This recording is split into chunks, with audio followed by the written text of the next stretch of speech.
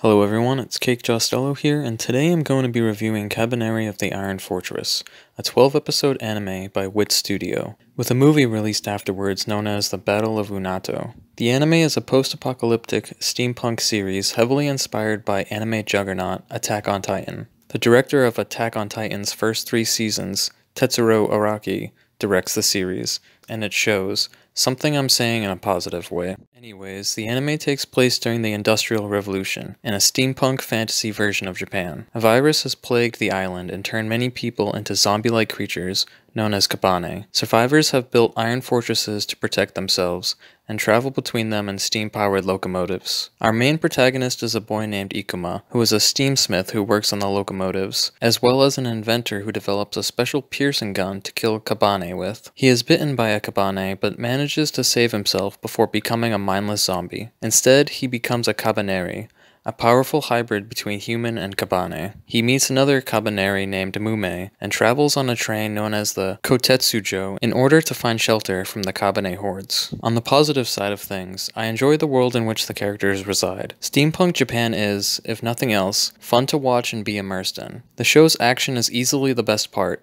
something it excels in and delivers quite a bit of over the course of the series. The animation is incredibly fluid and well done in these parts, and was easily what I was watching the show for. The backgrounds are beautiful as well, and I found Mume's character design to stand out and be pretty cool. The same can't really be said for any other character. I found Ikuma's nerdy emo look to be bland for the most part, and most of the other characters look like basic run-of-the-mill anime characters. CGI is used in several places, most notably for the locomotives, which is good and makes sense.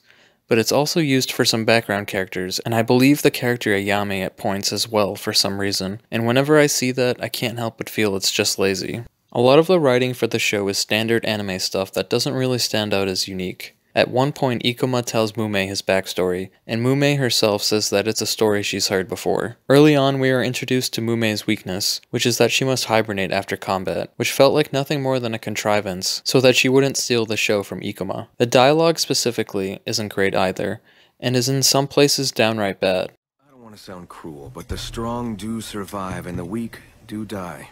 Character motivations felt wishy-washy at first, but this seemed to die down sooner than later. As the show progresses, the protagonists come across stronger Kabaneri, which are capable of wielding swords, something I questioned at first due to their low-level intelligence, but soon after, hybrid colonies are introduced, and I realized that I really wasn't meant to be putting too much thought into the enemies, and in this case, that's perfectly alright. Not every anime needs to be a 10 out of 10 in the writing department for it to be an enjoyable watch. Sometimes you just want to sit back and enjoy some mindless action, and that's exactly what Kabaneri is at its core. If you've seen quite a bit of anime, the direction the show goes in won't surprise you, but by then you will have probably accepted the show for what it is and be okay with it. While not entirely original on any front, the show is very visually appealing, and in that regard is saved from being what I'd otherwise consider a mediocre program. The soundtrack is serviceable, and the dubbing is decent as well. If you're looking for something to fill the void until the final portion of Attack on Titan releases, or just want some nice action anime sequences to fill up your weekend, you could do a lot worse than Kabaneri of the Iron Fortress. Hopefully I was able to help you decide if this anime was worth your time. Like and subscribe if you enjoyed this video, and have a great evening.